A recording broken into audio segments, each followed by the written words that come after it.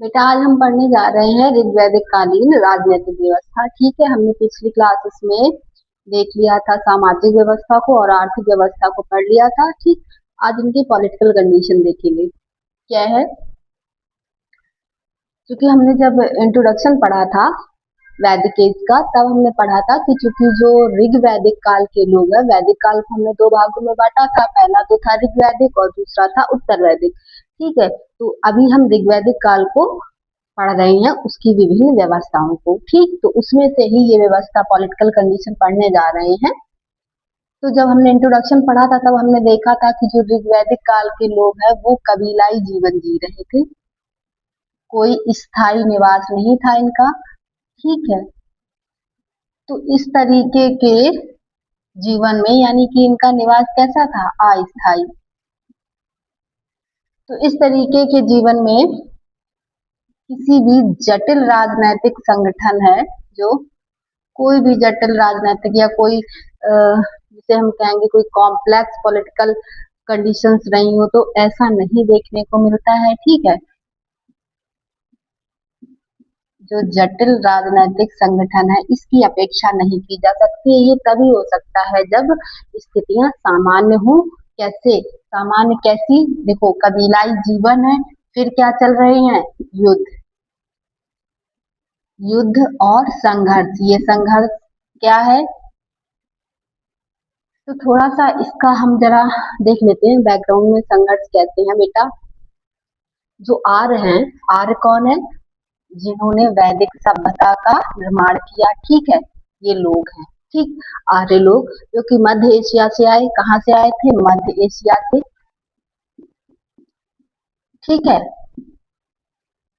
भारतीय उपमहाद्वीप की तरफ। ठीक, अब ये लोग जब आए और यहाँ पे भारत में, तब ऐसा समय चल रहा था कौन सा, जब सिंधु घाटी सभ्यता पतन की ओर थी, या ये कहें कि पतन हो चुका था, कुछ बहुत अंश उसके बचे हुए होंगे। ठीक है, तो जब आर्य लोग इधर आए तो हुआ ये कि इनका संघर्ष हुआ किससे, एक तो वो जो कुछ लोग बचे हुए थे, निश्चित रूप से उनसे संघर्ष हुआ होगा, उन्होंने अपने सर्वाइवल के लिए संघर्ष किया होगा, जो सिंधु घाटी सभ्यता के लोग हैं। ठीक है, या जो जो जातियां यहाँ पे रह रही थी भारत में, ठीक है, या इस क्षेत्र में।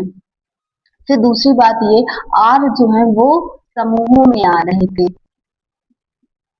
समूहों में कैसे, इसको हम बहुत सामान्य तरीके से समझे। जैसे मान लीजिए कुछ लोग एक साल आ गए, इस वर्ष आ गए, फिर कुछ लोग दूसरे वर्ष आए, फिर तीसरे लोग तीसरे वर्ष आए, इस तरीके से लोग आ रहे थे। तो ये जो समय समय पर आ रहे थे उनका भी आपस में संघर्ष चल रहा था। ठीक है, ये सभी संघर्ष कर रहे थे, तो वही ये संघर्ष का वातावरण चल रहा है। ठीक है, तो हर व्यक्ति जो पहले आएगा वो समझेगा कि हम श्रेष्ठ हैं। ठीक है, तो वो बाद में आने वाले को क्या करेगा, या तो उनको हटाना चाहेगा। ठीक, और वो भी अपने एग्जिस्टेंस के लिए लड़ेंगे। तो यही संघर्ष है जो हम बात कर रहे हैं। तो जब संघर्ष चल रहा है और तो ऐसे में जटिल राजनीतिक संगठन बनना स्वाभाविक बात नहीं है। ठीक है, चलिए देखते हैं। लेकिन फिर भी कुछ जो राजनीतिक, हालांकि युद्ध चल रहे हैं, तो ऐसे में एक नेता की जरूरत, लीड करने के लिए जरूरत को, उसकी जरूरत महसूस होती होगी। ठीक है, चलिए देखते हैं।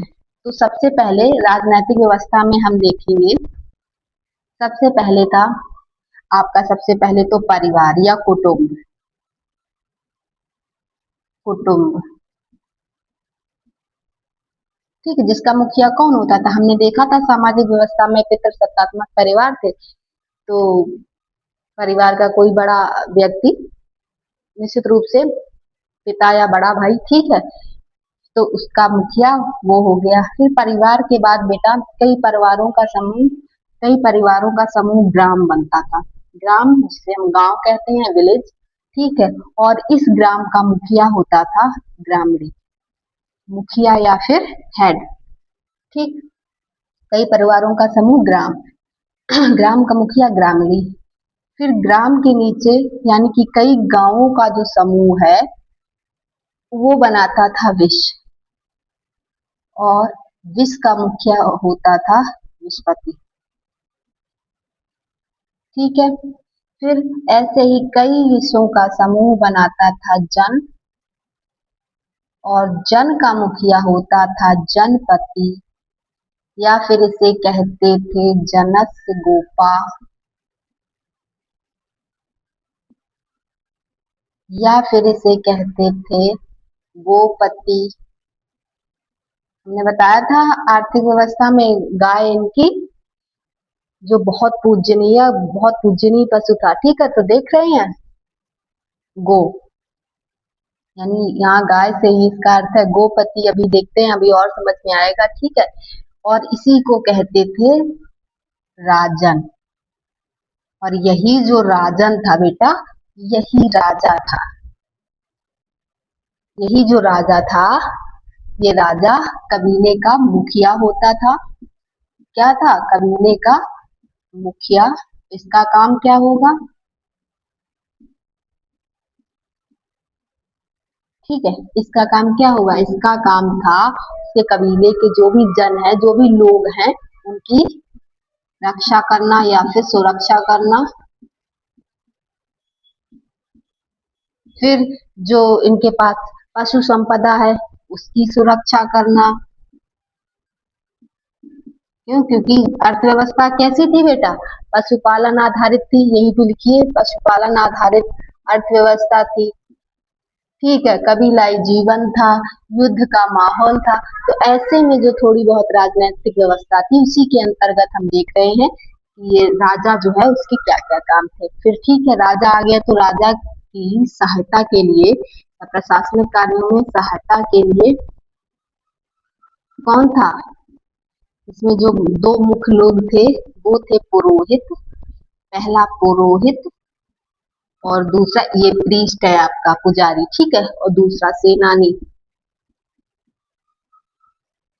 तो जो पुरोहित है वो राजा के एक पथ प्रदर्शक की तरह काम करता था, रास्ता दिखाता था। जितने भी धार्मिक क्रियाकलाप होते थे वो पुरोहित संपन्न करवाता था। और युद्ध के समय राजा के साथ होता था, तो उस दौरान वो राजा की विजय के लिए और उसकी रक्षा के लिए स्तुति करता था या मंगल कामना करता था। ठीक, और सेनानी, सेना का अधिकारी, क्योंकि आक्रमण युद्ध चल रहे हैं तो सेना को लीड करने के लिए। ठीक, तो ये बात हो गई।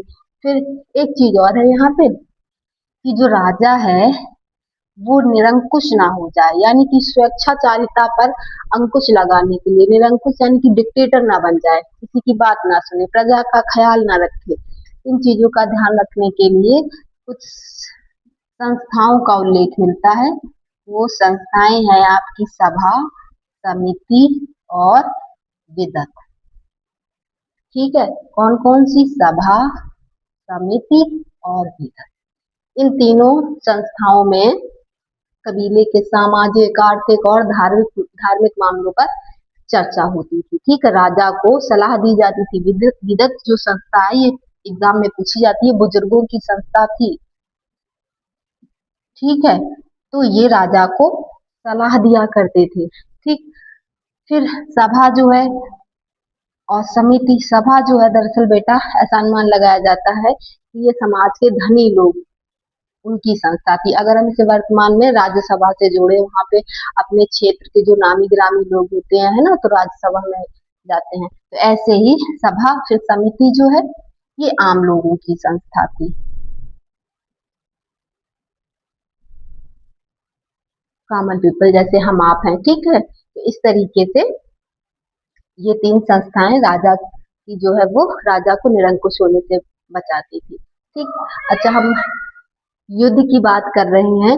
आपने युद्ध के बारे में सुना, हो सकता ना सुना हो, एक नाम है दशराग युद्ध।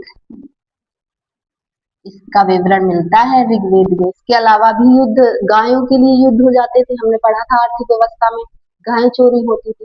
अच्छा, दशराग युद्ध इसलिए क्योंकि ये एग्जाम में पूछा जाता है। तो ये पूछा जाता है किस नदी पर हुआ था, तो ये रावी नदी के तट पर हुआ था, जिसका नाम ऋग्वेद में परुष्णी है।